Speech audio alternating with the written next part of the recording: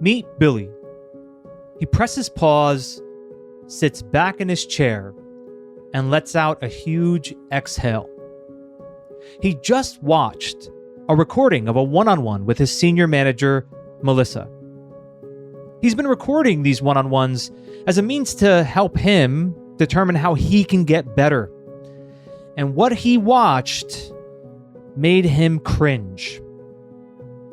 For nearly 42 minutes, Billy did all of the talking. Melissa nodded, but you could see it in her body language. She was disengaged, cautious, restrained. Billy winces, not just out of embarrassment, but out of recognition. About 4 months ago, Billy was promoted to director of operations at a fast-growing EV charging company. He's married, he has a young son, and he's very passionate. He wants to achieve big goals, and getting into this position means he can make a lot of change. But leading leaders is different. Many of the people of whom report to Billy wanted this exact role, and a lot of them were in the position longer than Billy was. So when Billy is having his meetings, it feels like he's trying to pull energy out of a dry well. Billy's very outgoing, very fired up, but it's just not landing, not with this group. And he's starting to realize that it's not so much about being driven, but about being aware.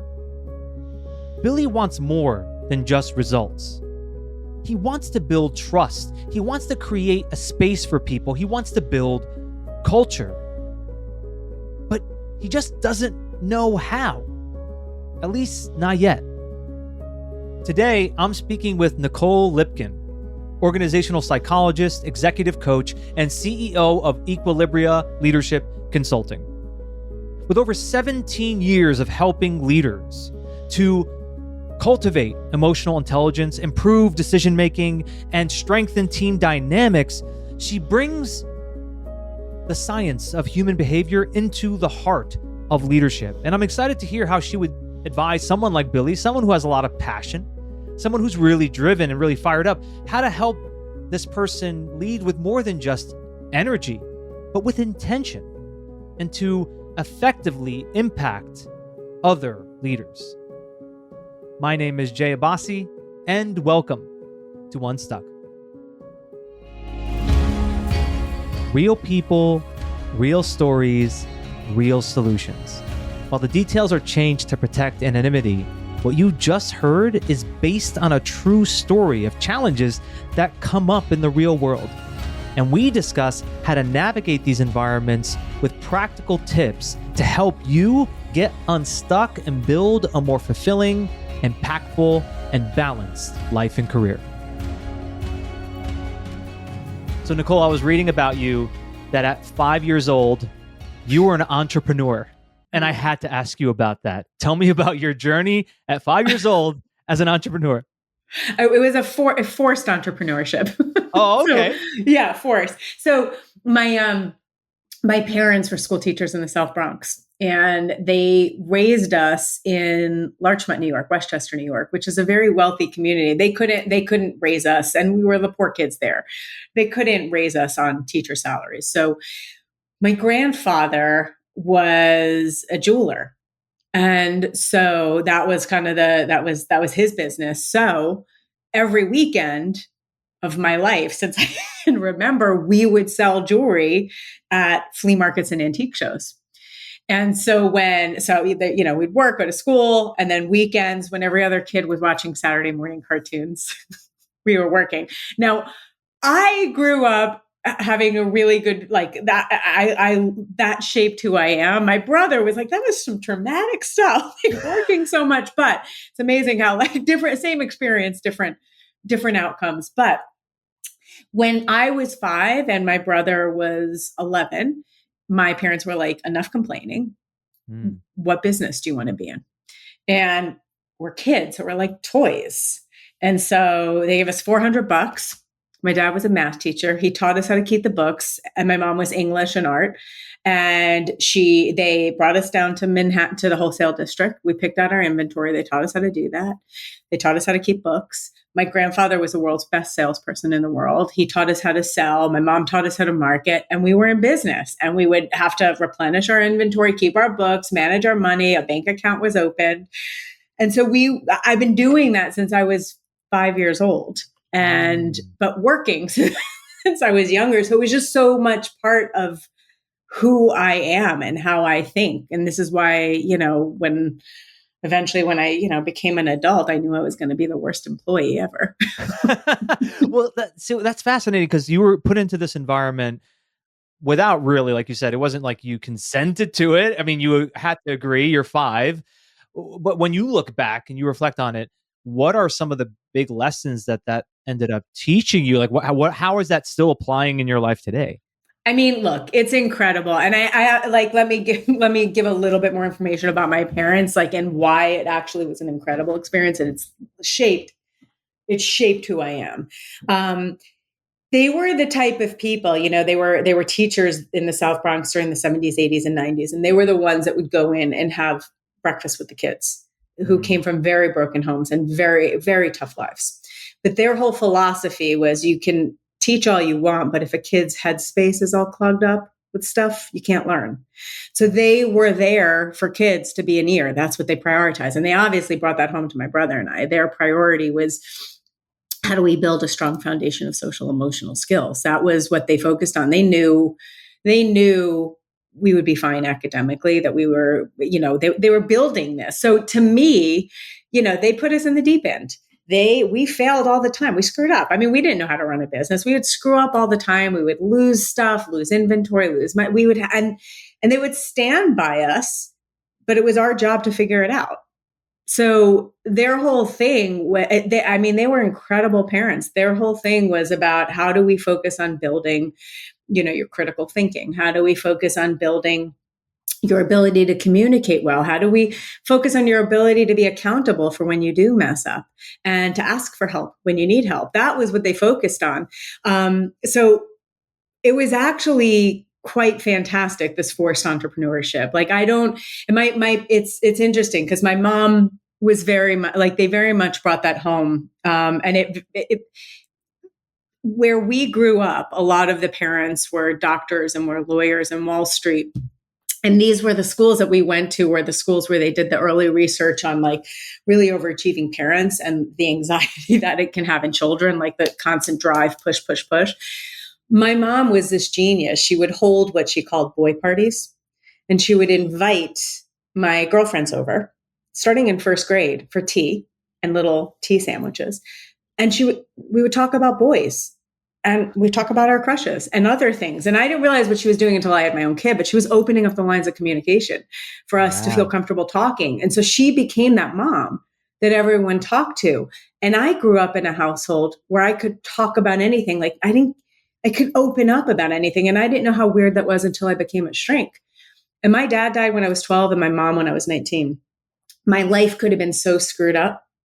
And I've had a wonderful life. And I've had a wonderful life 1,000% because of all the stuff they focused on, starting with that forced entrepreneurship. I mean, those were important lessons on how to carry myself and how to be and how to show up in this world and how to fail and how to screw up and how to think of myself and how to think of other people. So it was genius. It was genius. Well, that's such a incredible story of upbringing that is so, I guess, different than what you normally hear. Different. It's different. Right. And I mean that in the best way. Because in my upbringing, for example, and I don't mean to throw shade onto my own parents, right? It's just being honest about it. Things like talking about girls would be like, no, we don't talk about girls. We don't talk about dating. We don't talk about these things. It was taboo. It was just, no, you're too young for that. It's wrong. Don't talk about it. So it created a lot of that shame and that sense of, even if I thought about it, or guilt even, in it coming up for me and feeling like it's not safe, right? Like I guess that's the difference really, is that for many people it feels unsafe to talk about those things, but your parents created an environment where it was safe to talk about anything. It was safe to talk about anything. And I know how unique and rare that was. I mean, honestly, they are the reason why I started one of my businesses, the startup, Hey Kiddo. Like because it's like that business, Hey Kiddo, is focused on giving parenting adults the tools that they need to open up the lines of communication with their kiddos and support their children's mental, social, and emotional well-being. Was 1,000% started because of them, because we outsource mental health to therapists and to schools, but parenting adults, and I say parenting adults because not everyone has parents, but parenting adults need those tools. Like it's not normal Yeah. to know how to do this. Yeah, no one hands you the manual, do they? No, not I didn't at get all. one. I wish someone handed me one. Yeah. I didn't get one. Yeah, my daughter's 13. I'm still trying to figure stuff out. Oh, man. Okay, but there's even a lot of this that you're talking about that I think relates so much to the workplace and what people struggle with, right? In creating those safe spaces. So tell me a little bit about how you bridge that between what your upbringing was and what you learned from that to what you see in organizations, what you see in leaders. Talk to me about that. I mean, yes, I can talk for hours about this. I mean, look, my background, I'm a clinical and organizational psychologist. Until the robots take over, we're humans working with humans, like, period. And the robots are about to take over, but we're still going to need humans. Like, the reality is, like, you can talk about this framework for leadership and follow these 5 steps, but I mean, it's all the shit in here. It's all the shit in our brains. Like, it's a psychology. And I recognize that I'm biased given that I'm a clinical psychologist doing this work. But the reality is that, like, when you're working with people, like, all of our dynamics, our attachment, our dynamics, our experiences, we don't exist in isolation from that. All of these experiences that we've had since the day we were born shape who we are. They shape how we see the world. They shape how we see ourselves. They create our core beliefs, like what we think about other people and what we think about ourselves, which shape how we act in certain situations or how we interpret information. It's kind of the lenses in which we see through. And even though we might have shared experiences, all of our experiences are different. Your lens you see through is different than mine. And I think what's so critical in working with folks in the workplace, like, it's, again, we're humans. So it really is helping people discover the junk up there and what might be getting in their own way, showing up the way they want to, or what might be working really well, or what drivers that get triggered, like all of this stuff. We're not separate at work from all of this stuff that happens up here. Yeah. And I do hope that it's going to be humans with humans for I a really while. hope it will be. I think that I think society is going to wake up to the fact that we are going to be on a trajectory to more stress, more isolation, unless we find a path to maintain human connection. Because I don't think human beings are going to evolve so quickly to where we can just rely on AI and automations and things. Wait, we're going to be human, and for at least the foreseeable future, right? What I guess want to get a sense of is, like, okay, maybe actually this would be a good way to ask you. Go back, if you can, to when you saw what you just described in a great leader. Like, what did that look like? How did somebody that maybe you worked with, or a leader that you heard of, or someone maybe you coached or something, what's an example of how they were able to apply what you just said, being understanding of human psychology? And what does that look like? Like, I just get a sense of what does that look like? Yeah, I think, like, I think what it looks like, so many of the executive leaders that I work with are incredible, absolutely incredible people. And I think what it looks like, it's a hard question to answer because I think everyone's path is so different. But it's not necessarily about being the nicest or it's not about that. It's about kind of where you discover, like where you stop bullshitting yourself. It's that, and I'm sorry about cursing. No, it's okay. Yeah, this is I can't not a PG control it. rated podcast. You're good. Oh, it's terrible. I just like, I just lost my ability to filter anything these days. It's kind of like when we drop the bullshit, like where I've seen amazing people, just people emerge into like who they really want to be and who they really want to show up. But it's dropping the bullshit. It's dropping, and it takes time to get there. It's dropping, it's understanding kind of what to care about and when. It's understanding, like, for example, one of the most frustrating, and I'm working on a new book around this, around how hard it actually is to be the boss, how difficult it is actually to be the boss, the person, the leader. Like we don't often talk about just how hard it is. Sure. But like one of the things is like, for example, empathy, empathetic leadership. We talk about that all the time. And I'm talking around your question, but I'll get there. We talk about that all the time, that's the ideal we should be aiming for. But at least in my own life as a leader, and a lot of the leaders I work with, we often take that too far and we forget that the business also needs empathy and we also need empathy. Like it's not just about giving, and then falling into this martyr trap. It's about also recognizing the business needs. Some of my hands down biggest failures as a leader myself have been that I have taken the idea of empathetic leadership and completely mixed up what it actually is in my head.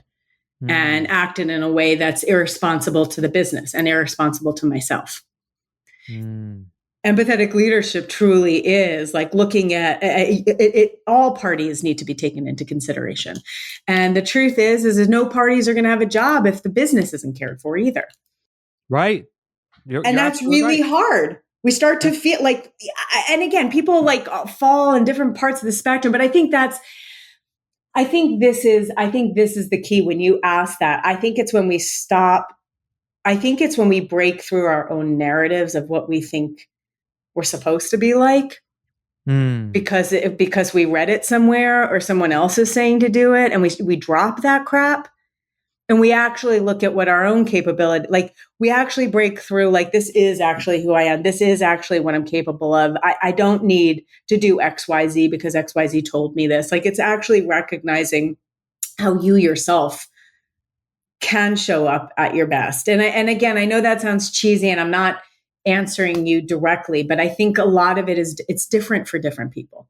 Well, what I'm gathering from your answer is it's about just being honest with how you feel, being honest with what's important, not covering it up, not pretending, not posturing. And, the word vulnerability is so often brought up, but I don't see vulnerability as only I'm sharing with you my sensitivities and things like that. Yeah. It's being vulnerable enough to say like, yeah, I don't know what to do here, or I don't have the answer. That's this is important, but I don't know exactly what to do. Or I know that you're saying you need this, but the business needs this too, and I have to be able to manage both of those things. That's being really just vulnerable and real and authentic. It's not just about being nice and only considerate of the person's feelings of whom you're speaking with. Which is really, like, again, conceptually, duh.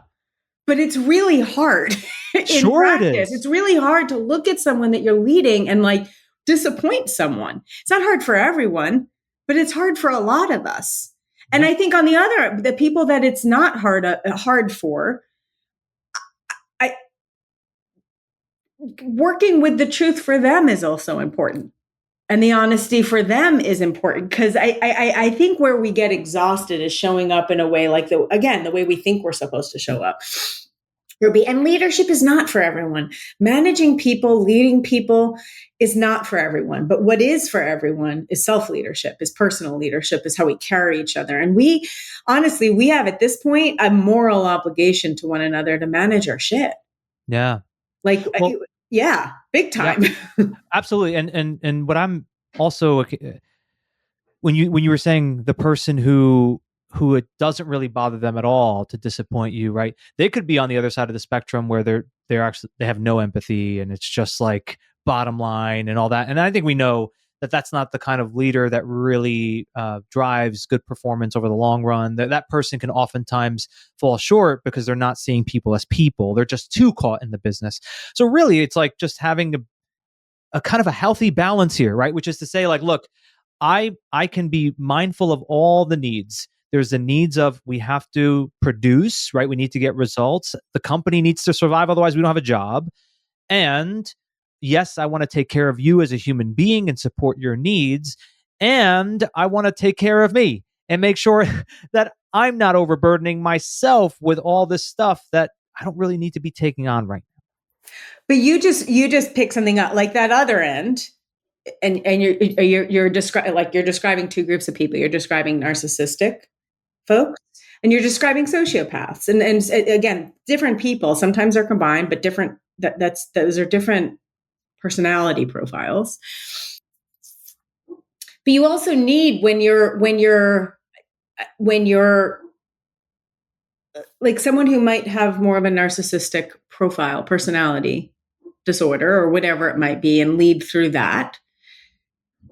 That is also important to help that person understand the impact and help that person understand what's actually like how you feel, and sorry, this is hard to explain, but like how that person might feel. It doesn't necessarily mean they're actually feel as they're acting outside. Like it might not really be matching what's happening inside. So it is really important to help support people like that too, just as much to help support the ones on the opposite end of the spectrum that are just leaking out all over the place and giving and giving and giving. Yeah. Well, I think there's a tendency to just, well, for one, people categorize a little too much, I think, in my opinion. Like, in other words, it's like, oh, that person's a narcissist. And it's like, okay, now you put them in this category, right? Of right, like they're that way. There's no way they're going to change their behavior, and they're, in my mind, evil, right? And it's just not. I don't think it's a very useful approach. I think it's a smart thing to be able to discern. Okay, is this behavior I agree with or don't agree with? Yeah, okay, that makes sense. But I don't know. I feel like society has done a little bit too much of that labeling. What are your thoughts?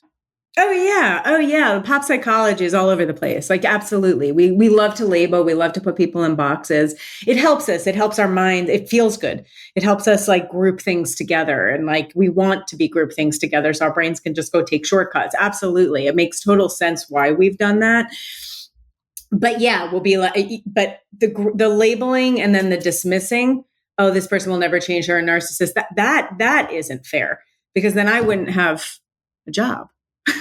Like but this is why I also think I'm a little bit biased, but psychologists who do executive coaching are uniquely positioned. Not, again, you have to be very careful about that boundary, but are uniquely positioned to help people start to see the impact of how they carry themselves, how their personality, like how they're used to functioning, the impact that can have on the reputation they want to build, the optics they want to build, on the impact and legacy that they want to leave.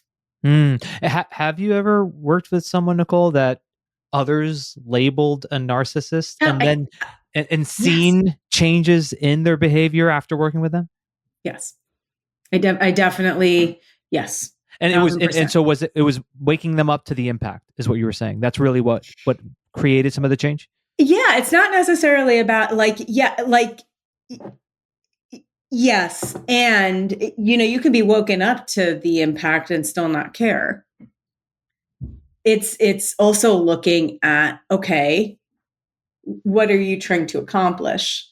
Yeah. How do you want to be known? Like all of this, how do you want to be known? Is this in service to that? Like there's a lot of stuff wrapped up into that. But yeah, absolutely. I've worked with many.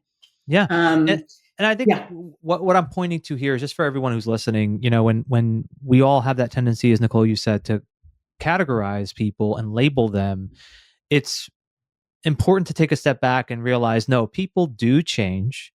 It Yeah. is possible. Give people the benefit of the doubt. I mean, of course, to a point, but one of my favorite phrases, I learned this years ago when I was working at Tesla from one of the great leaders there. He said, always assume positive intent. And I really love that saying, assume positive intent, meaning we don't assume that the impacts are all positive, because the impacts, we have to look at the impact Right. objectively. Intention versus impact. Right, exactly. And to be able to say, like, people don't mean to be harmful, they're not trying to hurt you. I feel like it's such a valuable lesson that I do have to remind myself over and over again, because my natural tendency is to fall into judgment, because I think all human beings do. Of course right? we do. So like, it takes work for me, especially when I'm dealing with somebody where I'm like, their personality really clashes with mine. Yes. You know? Yeah, totally. Totally. Look, we are judgmental people. Like we're designed as human beings to judge. We look at other people to understand how we're doing. It's like upward comparison, downward comparison. Like we need other people to figure out how we're doing. And part of that is also judging. We make a judgment. It's not, I think it's when the judgments get taken too far. But yeah, we are evolving until the day we die, which is such an amazing thing. It is such an amazing thing. So to say that someone will never change, it might not be changing in the way that you want them to change. It might not be, that person might not change in a way that has a better impact on the world. But to think that people can't evolve and change, I hate that old dog. You can't teach an old dog new tricks. I hate that. It's we all can choose to evolve. But whether it's evolving to your standard or mine, like who are we to judge that? I would say. Yeah, right. And let go of that standard. Let go of it completely, because it's kind of irrelevant, really. I mean, the standard that I create for somebody else is completely illusory. It's made up in my own mind. It doesn't actually exist in reality. Right. You know what I mean? Unless they're a role model to a lot of people, then I do think there's sometimes, I do think like people who are, I'm backtracking here. Sorry. No, you're good. Go ahead. Because I do think when you are in a legitimate leadership, there's two things I want to say. First of all, if someone isn't changing in a way that is comfortable for you, then you need to decide. Then you need to evolve and decide if it's good for you. Like that's where we come in. But I do think when you have, I really believe that if you are in a position of power and influence, you have a responsibility to, I think you have a responsibility to hold yourself in a positive, productive way. Like if you are influencing other people, like I'm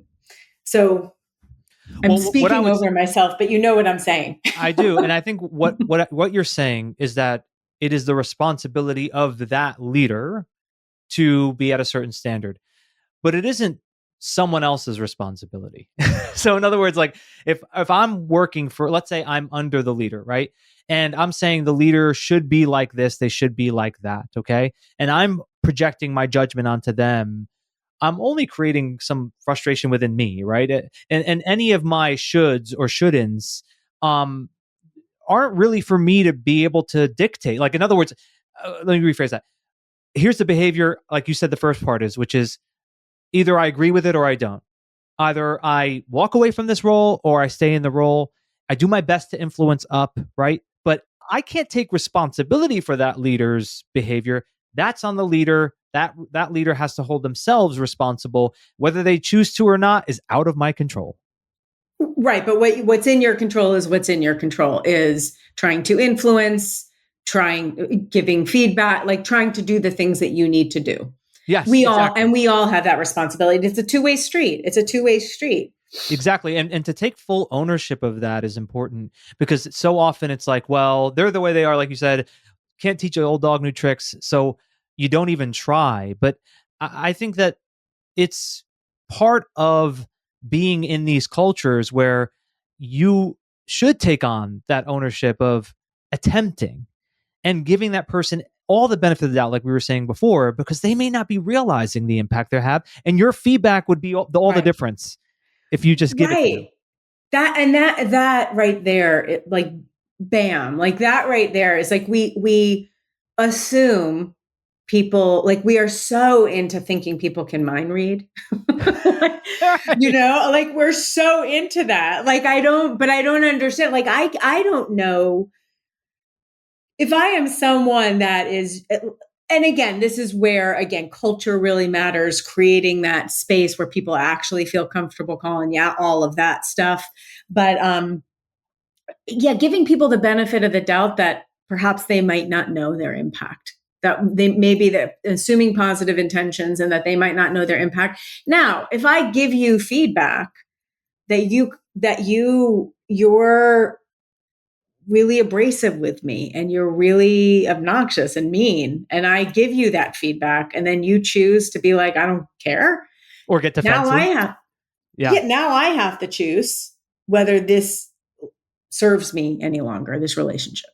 And then you can do so with, I guess, a lot more confidence. You can do so knowing that you've done everything you can.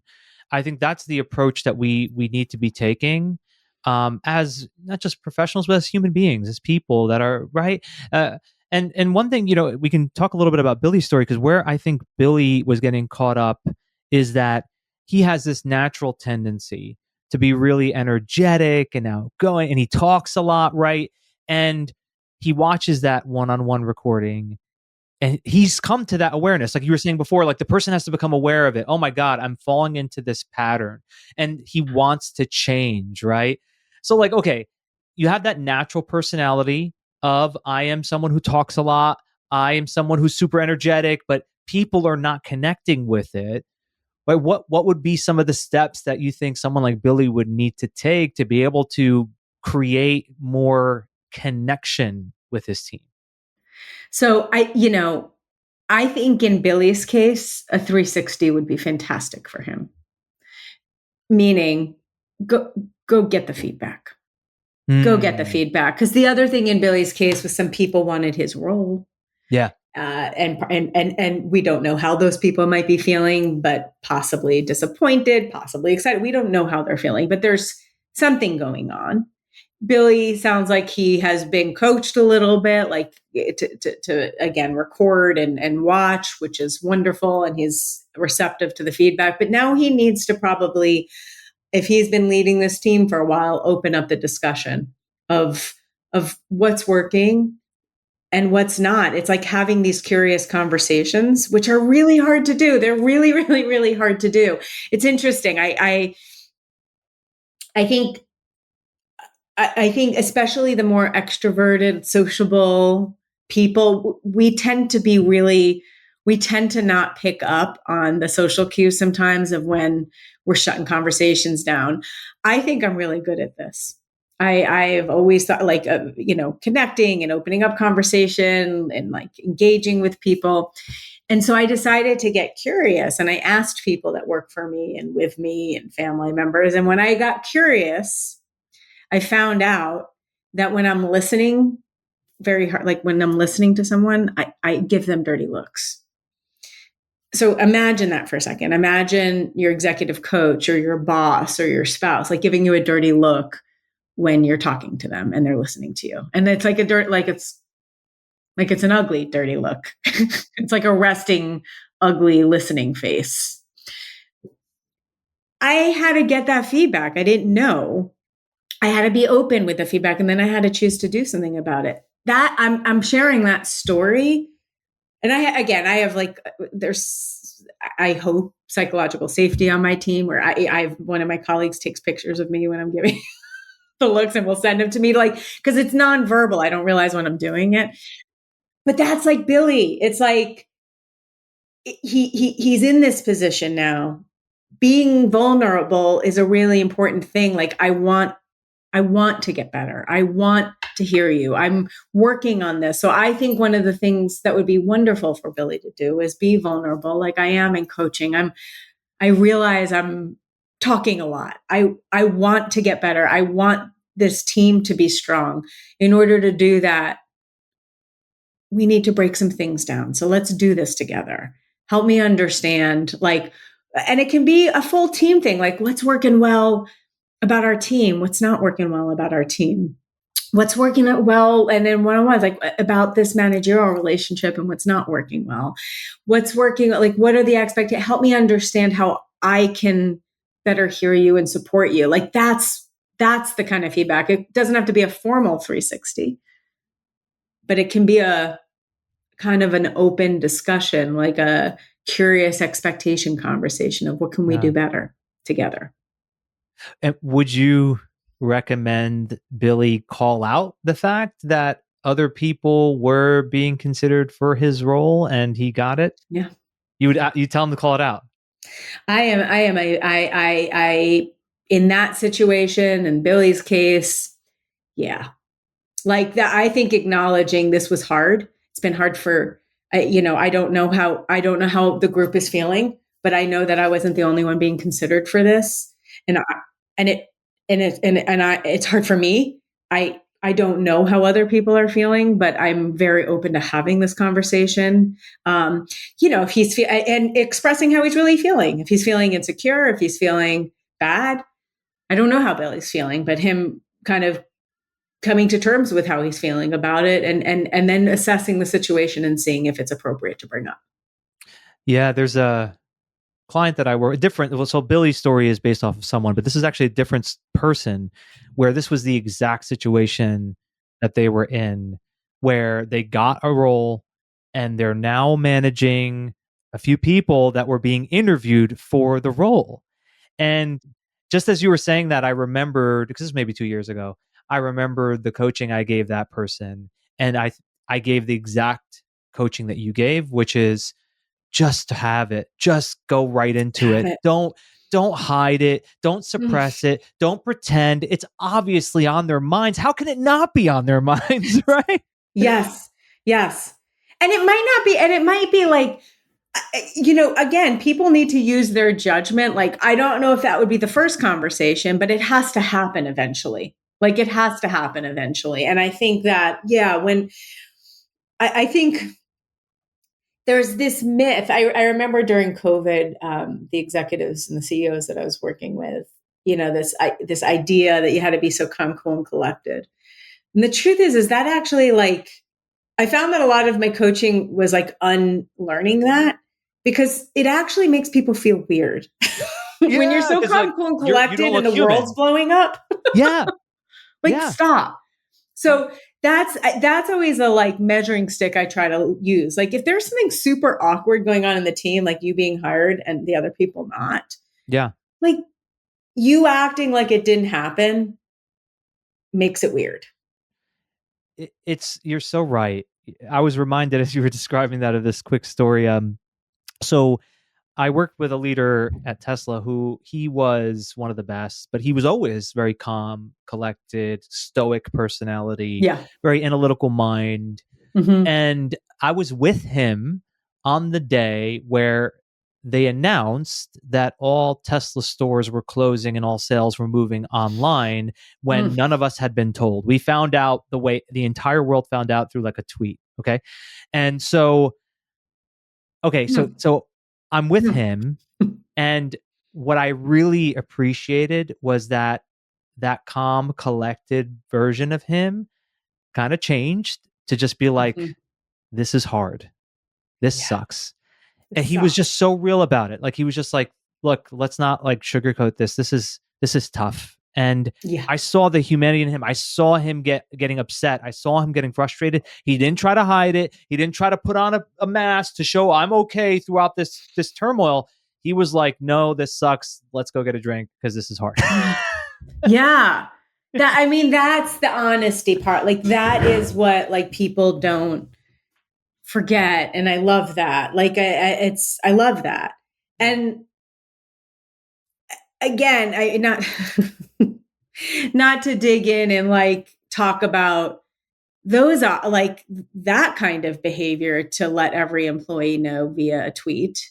Not to get into that, but like, that's the kind of crap I'm talking about. Like, honestly, like, don't be a jerk. Like that's also like a good rule. Like, don't be an ass. Yeah. And you would think in this day and age, with all of our ability to consume information, consume psychology, to understand about team dynamics and organizational psychology, and to understand like how to be human, like you would think there'd be less jerks. There's not less jerks. There might be Yeah. more, but I think that's also a good rule of thumb. Try not to be an a-hole. Yeah. Well, I do think, right, there's so much, like you were saying before, like being a leader is hard. Being a leader is So hard. hard. And certain people, right, they could be under a lot of pressure, and the pressure that they're under and the way they've built it up in their own minds, they become blind to how this is going to affect everybody else.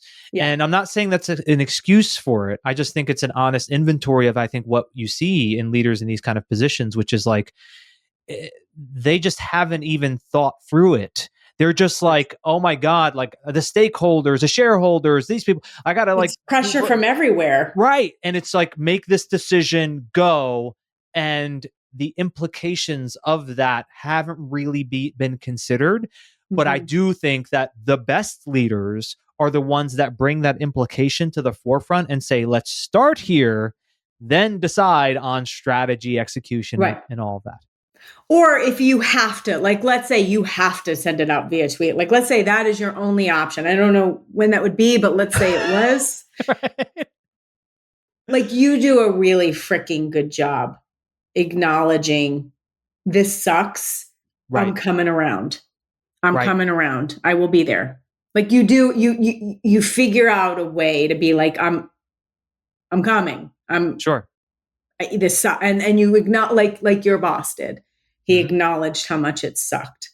Right. Like I just think that's important. Like I instead of blowing smoke everywhere, like I just, there is so much that's difficult with life, and there's so much that's amazing with life. And I think being real with all of it is really important.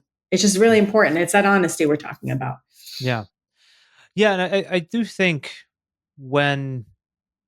if you're in that situation where that kind of thing is not happening and you're really being affected by it, and it's coming from even like up above, like I'm talking way from the top, then you have to make that decision, which is either I'm going to accept that and just have to resign to it because I want to, let's say, build up my resume, or I want to take on these kind of projects. I'm just going to have to deal with the fact that there's a lot of lack of humanity here, right? Yeah.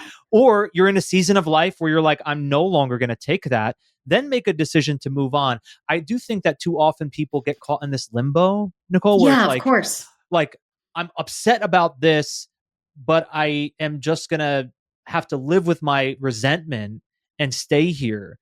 And then you're just only hurting you at that point. Like, you know what the environment is like. Right. And look, we're talking about we're talking about privilege here. Like, a lot of people can't leave bad situations.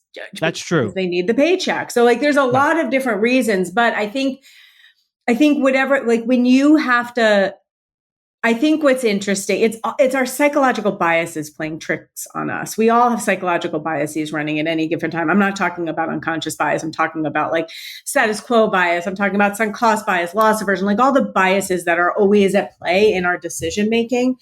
Because when you're talking about getting caught in the loop, like, yeah, for some of us, we might have to accept a pretty crappy situation where we don't feel like, humanity is number one, where we don't feel like we're being treated as human, like well and with respect. And if we can't leave that situation, that's where your personal, like when I talk about personal leadership, we're all responsible for that. That's where your work starts. That's where that work has to happen. And your own, like, okay, how do I not lose myself in this crappy situation? What do I do? What are the boundaries that I need to learn to set? What's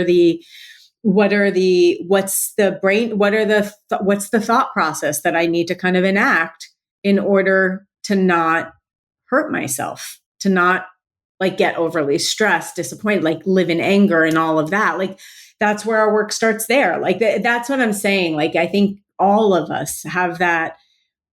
Like, it's all up here. It's And at different points in our life, sometimes situations are fantastic and sometimes they're really crappy. And we need to learn to deal with both. We need to learn what those boundaries are around both. And by the way, I'm really much, I'm not saying this is easy to do. I have fallen in that trap numerous times where I'm like, but I can't get out of it and make up stories and narratives. But it is so hard to actually do. That's why I think thought partnership's really helpful in these moments. Absolutely. And being able to, let's say, get another perspective at times, because if you're in your own spiral, the value of that is so high. And that actually, I think, gives me a good opportunity to ask you about if you did have a chance to interact with Billy in this story. Let's say he was listening to this podcast and then he said, you know what, I want to reach out to Nicole, and he finds you through your website. You set up some time to connect with him. He tells you his story. What would you ask him? What would you ask him to help him through what he's going through and feeling like he's not really connecting with his team? He wants to be a better leader. What would be either a question or two that you'd ask him? I think I would ask him first what he feels is working versus what he feels is what he feels is not working. I would want to understand his perception.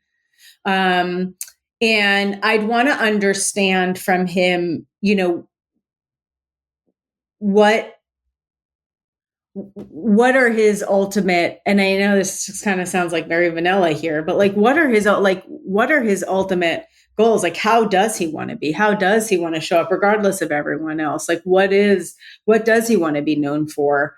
What does he want to be seen as? And then I would kind of start breaking down, is this in service to that? Or is this counteracting that? Because I think sometimes we lose focus of how we just start acting the way we think we should be acting versus the way we actually want to show up or be. And I think that has to be in the forefront with someone like Billy.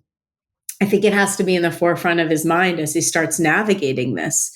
Is this over talking in service to actually how I do want to support my team? Yeah. Is that all of those kind of questions? So I think I would try to get from him what he wants to be, what kind of leader he wants to be known as. How does he want people to feel about him? What does he want people to think about when they think about him, and what he feels is in service to that versus not? I'd want to start there. Yeah. So that way, it makes total sense, Nicole, because if you don't have a very clear target, and then it becomes really hard to make a plan, and you'd want to talk him through that and help him gain some of that clarity. And Nicole, I want to thank you so much for taking this time to chat with me. And I really would encourage anybody wants to learn a little bit more about Nicole, your work as a speaker, as a consultant, as a coach. And I know that you also have a lot of resources on your website. Anyone can go to NicoleLipkin.com. And then you also have EquilibriaLeadership.com. Those are two different websites where people can learn more. We'll put them into the show notes. But I feel like I could have chatted with you all day, Nicole, but I want to be careful and respectful of your time. So thank you so much for being here and for chatting with me. I appreciate it. Thank you so much. I was honored. You gotta love Nicole's realness, her raw, to the point, direct way of sharing these ideas. I think she exemplifies so much of the lessons that she shared in that conversation. And I'm going to do my best to break them down into 3 main insights and 3 actionable takeaways. The first insight: everyone sees through a different lens. Everything that's happened to you, to me, to everyone else in their lives have led to the current belief structures that we have. And for everyone, that's different. So it's really valuable to know what is the lens through which you're seeing the world, as well as recognizing that everyone else is seeing it through a different lens. We're working with humans, at least for the foreseeable future. We're not going to just be working with robots. So that's a skill anyone can develop. The second insight: balance empathy with responsibility. It's important to have empathy. She acknowledged that, so did I. But too often people go too far, where it's empathy over everything. When you're in a leadership position, you have a responsibility. You have a responsibility to the organization who is compensating you for the work that you're doing. Now, we don't want to go too far in that direction either and forget that these are people. No, we need to have a healthy balance. So having the courage to take on that responsibility while always accounting for the human element. Third insight, we are evolving until the day we die. It's very often people get caught into that belief that you can't teach an old dog new tricks, that people do not change. It's just not true. So we want to be careful to avoid judgments, avoid labeling and dismissing people, and give them a chance. People can change, and you could influence them in a positive way if you believe that they can change. Okay, actionable takeaways. The first one, I'm going to use her language. Drop the bullshit. Stop posturing. Stop acting in a way that you think you're supposed to act because that's what people tell you a great leader is supposed to look like. Instead, be real. Be authentic. Don't try to fake being calm when things are hard. Now, it doesn't mean that you spill your guts and vent about everything. No, you have to be mindful, but be honest with yourself and make sure that you can be that raw, authentic version of you, especially when things get tough. Second actionable takeaway, get the feedback. Have those difficult, uncomfortable conversations with other people to learn from what they see in you. They will tell you if you ask them. Most people will. You just have to have the courage to ask.